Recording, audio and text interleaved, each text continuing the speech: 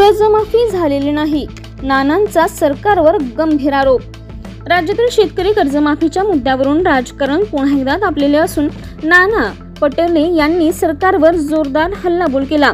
सरकार कर्जमाफी झाल्याचा दावा करत असले तरी प्रत्यक्षात अनेक शेतकऱ्यांना त्याचा लाभ मिळालेला नाही, असा आरोपही त्यांनी केला।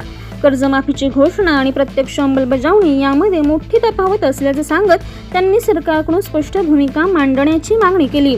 अनेक शेतकरी अजूनही कर्जाच्या ओझ्याखाली दबलेले असून त्यांना दिलासा मिळाला नसल्याचेही त्यांनी नमूद केले।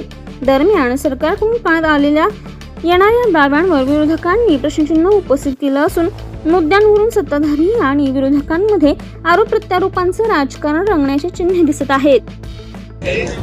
बजेट अधिवेशनामध्ये सरकारने कर्जमाफीची घोषणा केली,